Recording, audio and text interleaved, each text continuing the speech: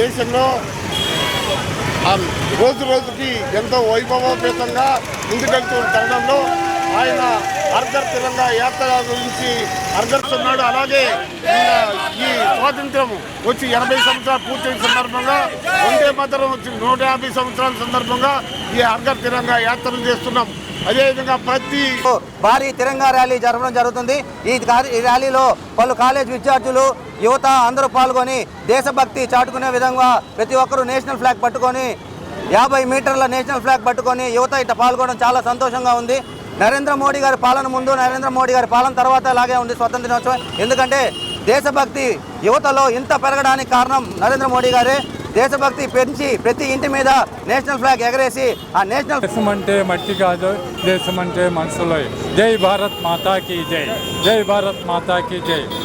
భారత్ మాత ప్రజలందరూ మోడీకి సపోర్ట్గా ఉండి మన దేశాన్ని ముందుకు నడిపించాలి. మన దేశం సూపర్ పవర్గా ఎదగాలి. అన్ని దేశాల కంటే మన దేశం, మనం ఎవరి మీద యుద్ధానికి పోవటం లేదు.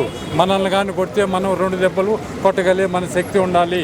జై భారత్ మాతాకి జై, జై భారత్ మాతాకి జై. బాగా పెంపొందించాలి, మనం దేశం కోసం చాలా చెయ్యాలి అనే ఒక ఉద్దేశంతో దేశం అంటే మట్టి కాదు, దేశం అంటే మనుషులు. అంటే దేశం కోసం మనం ఎంతో కృషి చేయాలి.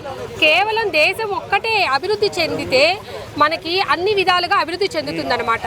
మిలిటరీలో కూడా మన వాళ్ళు రక్షణ చేయబట్టి మనం ఈరోజు ఇంత ప్రశాంతంగా ఉండగలుగుతున్నాము. అంతేకాకుండా ప్రతి ఒక్క ఇంటి నుంచి మనం మిలిటరీకి వెళ్ళేదానికి మన యువతని రెడీ చేయాలి.